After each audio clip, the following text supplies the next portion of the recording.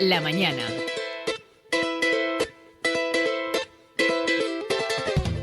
Con motivo de la celebración hoy del Día Internacional Libre de Bolsas de Plástico, iniciamos un programa y una colaboración con Reserva de la Biosfera Fuerteventura. El objetivo es concienciar a la ciudadanía sobre la necesidad de reducir el uso y el consumo de plástico y caminar hacia una isla plastic free. Hablamos de todo esto con el responsable, con el director de Reserva de la Biosfera Fuerteventura, Toni Gallardo. Buenos días. Buenos días. Bueno, ¿cómo estás en este día especial que hablamos de plástico y además, bueno, se conmemora en todo el mundo? Bueno, es un día muy importante, aunque es una celebración reciente, pero cada vez va adquiriendo más importancia porque evidentemente los plásticos primero están presentes prácticamente en toda nuestra vida, desde que vamos a comprar cualquier cosa, la mayoría de las veces están envueltas en plástico, pero lo que es más grave y lo que nos hace reflexionar y por la que se están tomando medidas es porque la mayoría de estos plásticos están llegando al mar y están provocando un impacto muy, muy grande sobre los ecosistemas marinos. Y eso, pues bueno, nos tiene que hacer preocupar también con los ecosistemas terrestres, pero en menor medida, y también en los sistemas de ríos y lacustres, que también está afectando la cantidad de plástico que estamos vertiendo en estos lugares. Así que no está de más recordar hoy que es un día especial, es un día para concienciarse. Toni, se hace especial hincapié además en los plásticos de un solo uso, esos que generamos, que se generan por doquier y que, bueno, pues no resulta para nada rentable, ¿no? Por lo menos en términos ambientales, el producir ese plástico de un solo uso, que muchas veces, como estamos viendo ahora, por ejemplo, con el tema de las mascarillas, además, pues están acabando en lugares donde no tienen que acabar. Especial incidencia en este aspecto, en este día. Bueno, los animales más sensibles, lógicamente aquellos animales como las tortugas marinas que tienen que salir a la superficie y tienen que flotar y normalmente incluso utilizan esas zonas que antes eran de algas y ahora resulta que son mayoritariamente de plástico, esas pequeñas balsas que se forman en el océano, las tortugas las usan como fuente de alimentación, porque pensemos que el océano es como un desierto de agua, y que todo lo que interrumpe esa lámina de agua, o sea, crea una sombra, en este caso pueden ser, normalmente antes era las algas, por tanto las tortugas se acostumbraron a comer debajo de los acúmulos de algas que iban flotando. También después debajo de los tablones, las tablas que iban flotando y que había muchos moluscos, habían incluso percebes adheridos y entonces aprovechaban esto. Pero de última, lo que más hay, más que tablas, más que algas, lo que más hay son plásticos y especialmente restos de redes, restos de Veíamos aparejos de estos pesca. días, ¿verdad? También difundíamos en Crónicas de Fuerteventura la imagen de esa tortuga atrapada por una malla, por una red. Por fortuna, bueno, pues los técnicos, ¿verdad?, de medio ambiente pudieron recuperar, desengancharla, eliminar esa red y devolverla otra vez a su hábitat. Pero claro, ¿cuántos animales no consiguen esto, verdad? Y mueren Sí, en el agua. claro, estos son estos varamientos que nosotros recogemos, nos quedamos impresionados y bueno, en este caso hemos tenido muchísima suerte porque pasaba por ahí un vigilante de medio ambiente que se llama Pepe y bueno, lo detectó y rápidamente actuó, ¿no? Pero pensemos en los miles y miles de animales que no llegan a la costa, que no los vamos a ver, que no sabemos qué ha pasado y que van a morir atrapados en este tipo de redes, porque están este tipo de aparejos o redes o incluso bolsas de plástico grandes, lo que llamamos las bolsas de plástico de rafia que se van deteriorando y van formando fibras, lo que hace es que se convierten en trampas que van por ahí flotando y que cualquier animal, en este caso las tortugas especialmente, pero también los delfines, también otro tipo de cetáceos, pues se ven enredados. Y una vez que se ven enredados, intentan desenredarse, eso es un instinto natural, pero Y muchas veces sin querer, ¿no? Se van como quedando más y más efectivamente atrapados, ¿no? es como cualquiera de nosotros. Intentamos desenredarnos y lo que vamos haciendo es enredándonos más. El que haya pescado alguna vez sabe lo que es una enredina.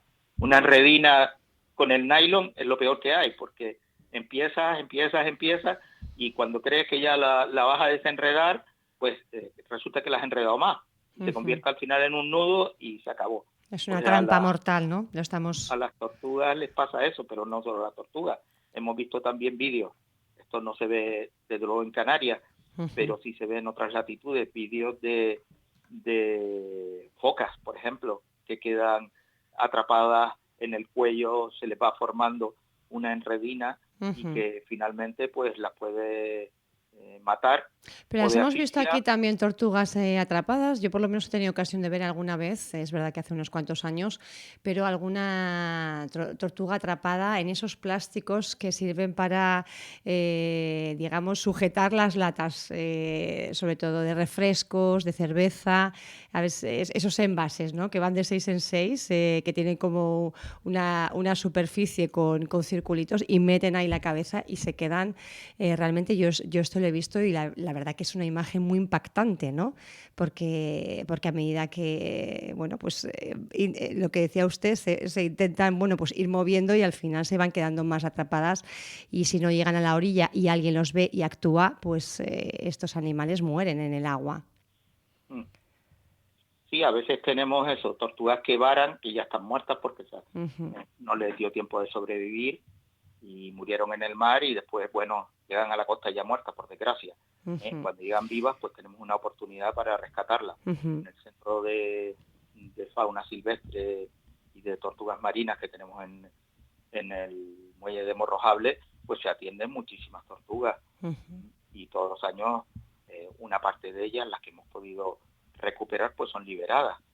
Concretamente en estos meses entre el confinamiento y este primer mes, pues hemos soltado casi 5 tortugas que habían sido varadas, que se recuperaron vivas, que se trataron, y bueno, algunas había perdido una aleta, otra había perdido, se había quedado por rozamiento, se le había debilitado el caparazón, porque estas tortugas luchan mucho, y ustedes se pueden imaginar esas cuerdas rozando sobre el caparazón un día tras otro, pues hacen como una lija y les debilitan el caparazón. O sea, hay muchas patologías relacionadas con el tema de los enmayamientos, otras están relacionadas con el tema de la ingestión artificial de anzuelos. Esto también es una causa de varamientos importantes de tortugas. Y bueno, también tenemos que pensar eso, los aparejos de pesca. Cuando nosotros nos sobra un trozo de nylon, pues normalmente los pescadores, por desgracia, tienen la mala costumbre de tirarlo al mar, cuando en realidad lo que hay que hacer es recogerlo y tirarlo a la basura.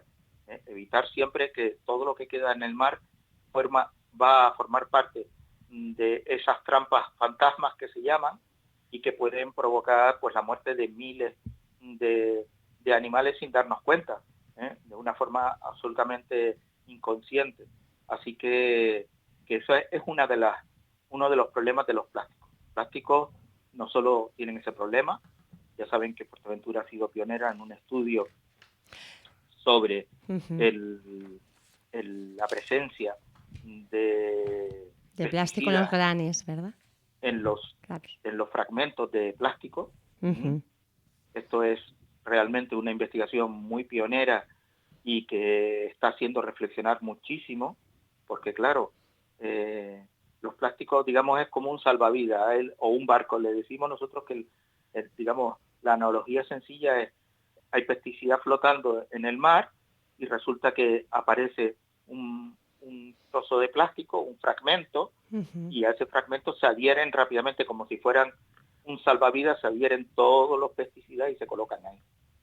Así consiguen los pesticidas pues recorrer grandes superficies del océano, porque pueden ir de zonas donde se utilizan los pesticidas de forma masiva a zonas donde estén prohibidos los pesticidas, y es lo que ocurre con nuestras costas. A nosotros nos pueden llegar fragmentos de plástico de zonas donde se utilice agricultura intensiva y donde no haya controles, pero pueden ir a las playas de Fuerteventura, o sea que es preocupante. Esto es otro de los problemas de los plásticos. Debemos de ser conscientes de esto, de que los plásticos no desaparecen. Los plásticos se fragmentan, se deterioran e incluso pueden ser un factor de transmisión.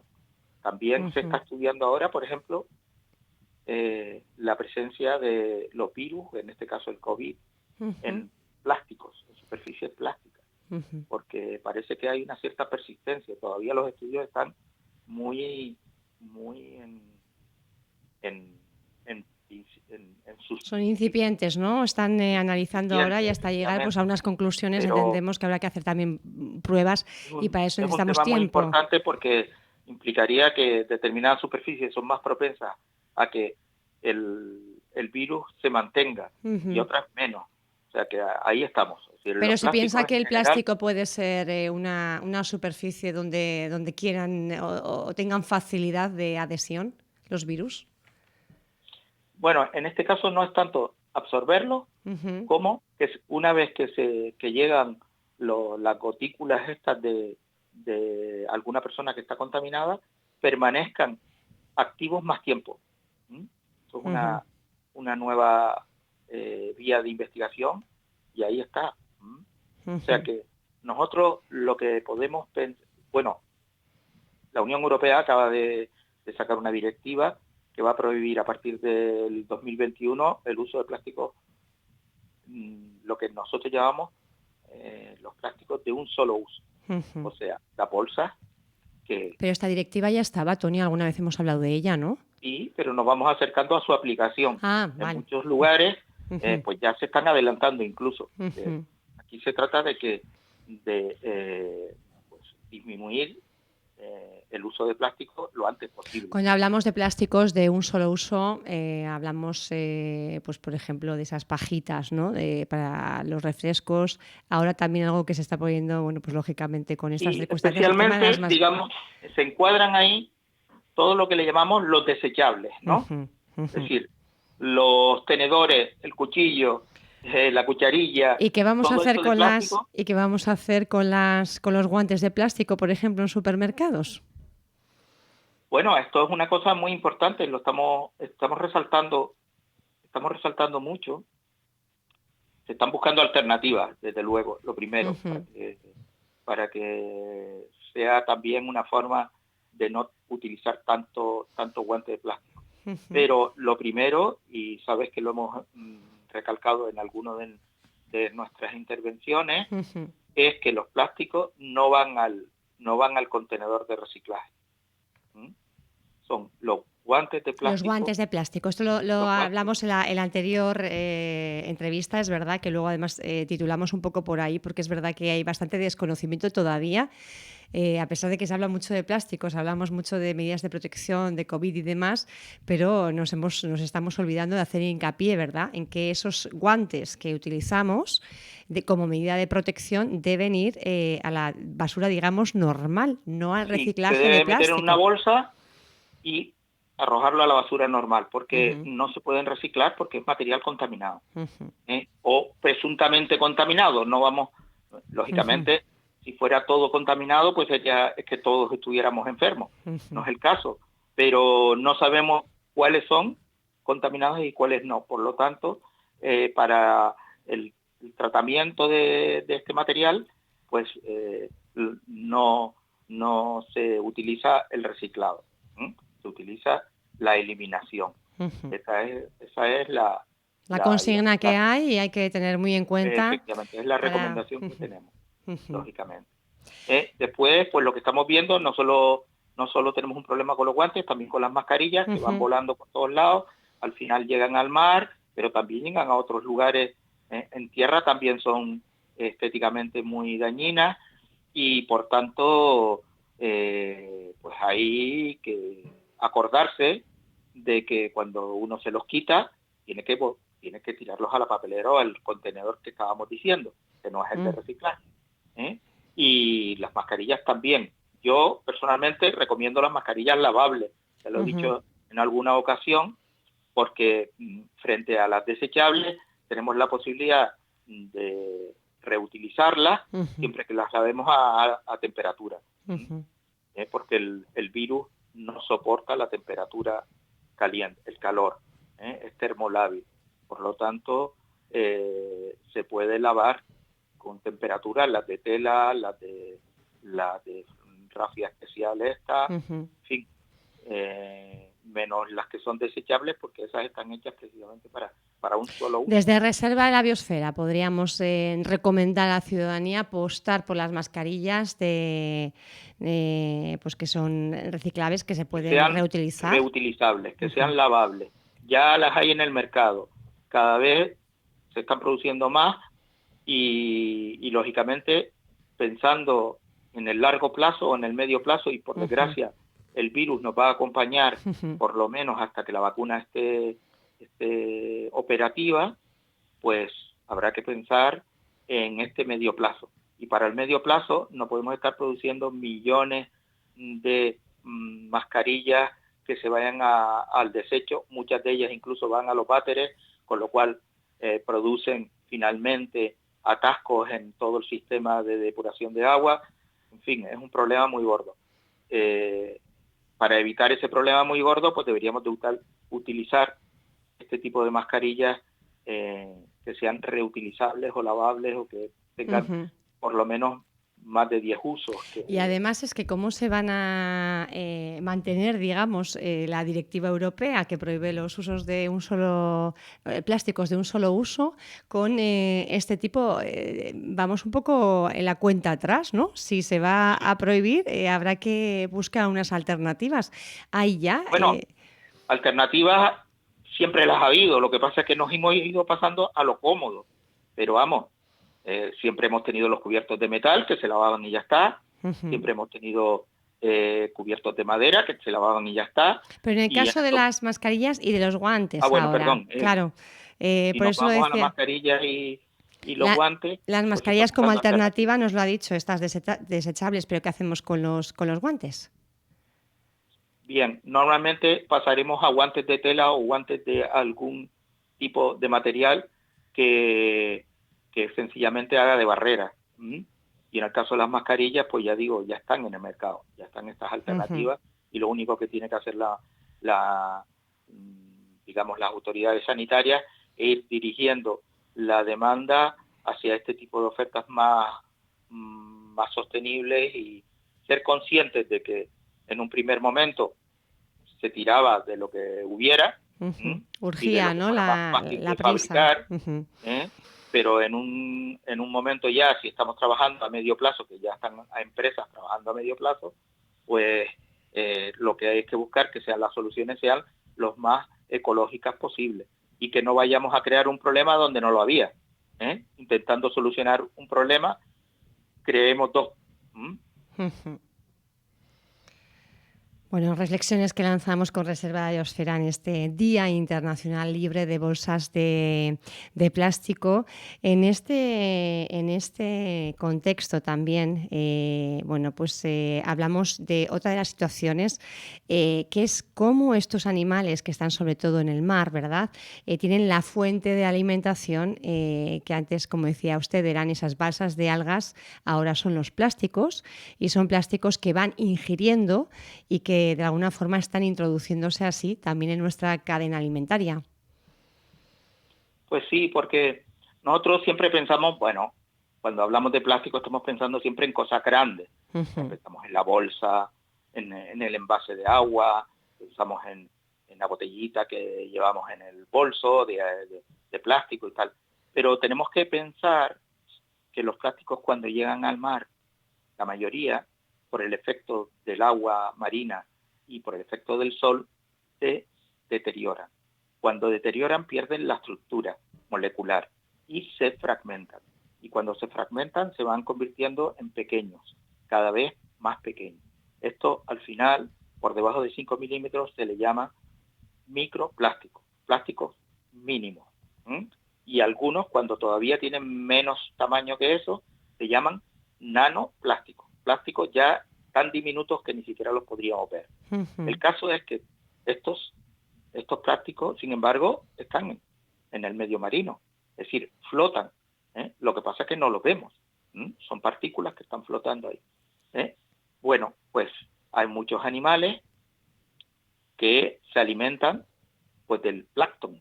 El plancton no es nada más que animales pequeños, bacterias o ya de un mayor tamaño, pequeños crustáceos, que tienen el tamaño también como los microplásticos, y que tienen incluso colores tan llamativos como la de los microplásticos.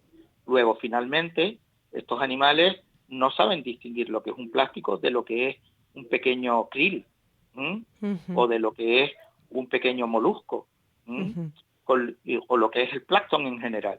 Y, por tanto, se lo van a tragar, pensando que es comida. Cuando se lo tragan, puede pasar dos cosas. Si es todavía de mediano tamaño, se va a acumular en el estómago y provocar una obstrucción intestinal. Y, bueno, pues no se absorbe, pero tampoco deja que el pez crezca. El pez o cualquier otra criatura marina que utilice el plancton. Pero en el caso de los nanoplásticos o de los plásticos muy pequeños, pueden incluso llegar a pasar al torrente sanguíneo del animal. Y incorporarse, es lo último que se está viendo, incorporarse a los tejidos. En ese caso, si nosotros comiéramos un pez que hubiera incorporado parte de ese plástico al tejido, a una parte del tejido, de su tejido, pues nos estaríamos alimentando nosotros con plástico. Y eso ya está ocurriendo, no estamos libres, no tenemos la garantía de que lo que estamos comiendo esté libre de plástico. Sí, ya han habido algunos estudios muy espectaculares en el cual se analizan las heces de las personas, de un grupo de estudio, y se han encontrado plásticos, con lo cual significa, y esas personas no comen plástico, o sea, normalmente a través de su propia alimentación, ¿no? Claro, ¿cómo han llegado a su estómago o a su intestino? Pues han llegado a través de alimentos, porque no se supone que nadie va por ahí comiéndose los plásticos. Entonces, ese dato nos tiene que hacer también preocupar, y es lo que ha hecho preocupar realmente a la Unión Europea, y es lo que está haciendo que cada vez se vaya implementando una legislación más restrictiva con respecto a los plásticos. Además, a medida que pasa el tiempo, se degradan más los plásticos, y cada vez que se degradan esos plásticos tienen mayor probabilidad de incorporarse a nuestra cadena alimentaria. Así que hay que actuar ya, porque incluso actuando ya, todavía el efecto de nuestra actuación tardará unos años en disminuir notablemente la presencia de los plásticos. Sí. Así que esto es para no pensárselo. Si no es para nosotros, vamos a poner que ya tenemos una edad, igual no nos preocupamos tanto de lo que comemos o de lo que deberíamos, pero pensemos también en nuestros hijos o nuestros nietos, en las personas que vienen detrás, porque hay una generación que se va a encontrar el mar contaminado. Se habla de que en el 2050, que esto está aquí a vuelta de la esquina, va a haber más plásticos en el mar que peces. Y esto es, un dato difícil de asimilar. ¿Cómo es posible que nosotros hayamos convertido los océanos y los mares en vertederos de plástico, donde vaya a haber más plástico que peces? ¿Alguien se lo puede imaginar? Bueno, dejamos ahí esa reflexión en el aire en este Día Internacional Libre de Plásticos, Toni, en esta nueva andadura que realizamos desde COPE con Reserva de la Biosfera, con el objetivo de ir concienciando a la ciudadanía de que tenemos que cambiar nuestros usos, ¿verdad?, nuestros hábitos, y tomar conciencia de lo que estamos haciendo, digamos, de forma casi inconsciente. Y estos datos claros: en 2050 más plástico en el mar que lo que son peces. Yo creo que es una frase que nos deja pensando, por lo lo menos, ¿verdad? Reflexionando, que es un poco el mensaje que ustedes quieren trasladar y que también va a formar parte pues, de esa campaña Plastic Free que están ustedes impulsando, Tony. Sí, solemos decir, Pía, desplastifícate o desplastifica tu vida. Fíjate en todo lo que haces, fíjate cuánto plástico utilizas en tu vida que no es absolutamente necesario y desplastifícate. Desplastifiquémonos entonces, pensemos en todo eso que podemos sustituir, ¿verdad?, por otros enseres que podamos reutilizar, Sí. y así evitaremos verter todo este plástico que estamos viendo está causando estragos entre los animales, muchas muertes que no controlamos, pero además ya se está introduciendo ese plástico incluso en nuestro propio organismo. Tony Gallardo, director de Reserva de Biosfera, como siempre un placer estar contigo y reflexionar sobre medio ambiente y sobre nuestro hábitat tan importante que debemos cuidarlo. Gracias. Encantado, y acuérdense, hoy por lo menos hagan un pequeño esfuerzo y no utilicen plástico. En todo caso, una bolsa de papel, una talega, cualquiera de estas medidas es muy útil. Gracias, Tony. Un abrazo. Buen día. Buen día.